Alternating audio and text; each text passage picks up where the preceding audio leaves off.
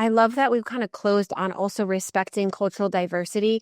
I do think that the guidelines did not mention much about the inclusion of culturally diverse foods. And I think that was a little bit of a miss because I have heard from some populations that they feel like, oh, is my food, unhealthy now? Or if you are, maybe unsure of a certain um, ethnicity and ethnic foods, you can assume or have your own bias that that type of food is, quote, unhealthy. And I think those guidelines should have highlighted that. So if a patient were to come to you and say like, "Oh, is my food unhealthy now because it's not considered in the guidelines?" How would you maybe educate them and just kind of help, close out this conversation of like maybe a few words of educating our patients on what these guidelines are and what is a healthy diet for them? Hi, Catherine. I was gonna say, food is so deeply ingrained in cultures and in traditions, and there are so many kind of norms for families, for societies, for communities that telling a patient to all of a sudden drastically change their diet is honestly not feasible. It's not not you're not really respecting that patient. So I think we have to keep that really, really at the forefront.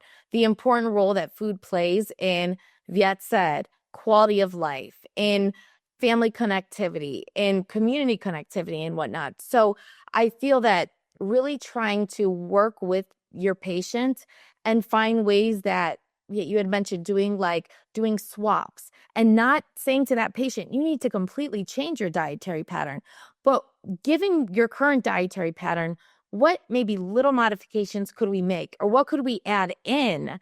I always like to focus on kind of crowding out. So what could we add into your diet rather than focusing in on take these foods away? I like to try to always have that positive spin. So what could we add in that's healthy that oftentimes that tends to push out other alternative foods that might not be as healthful.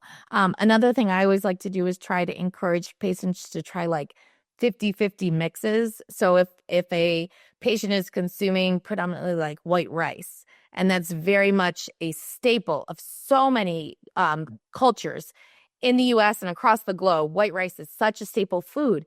Can we try to maybe do a 50-50 blend where we are using whole grain, brown rice, along with that white rice, rather than saying to them, no, white rice is bad.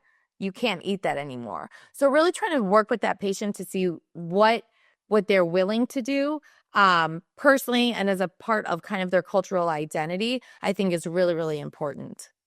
Yeah, do you have anything I'm sure you Yeah. have some thoughts I would love to I hear. love that. You just said all the things, and really in anything that I approach patients, I give the science behind it, I give the reasoning behind it, and then the optimal. But then I say, well, what do what are you doing? What at this point? Don't feel guilt, but let's work on where you're at, and then let's bring you as close as we can and make those swaps as we're able to.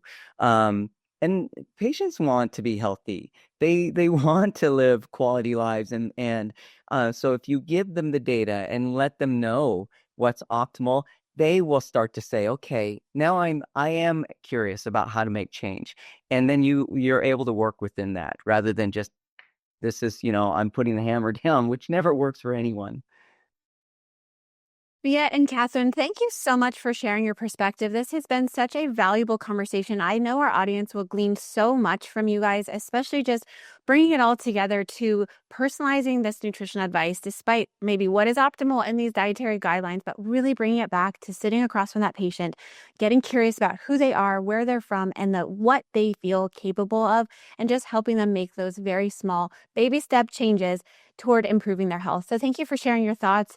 And thank you to our audience for listening to Contemporary Pediatrics HCP Live Educated Patient Special Report. Have a great day, guys, and goodbye.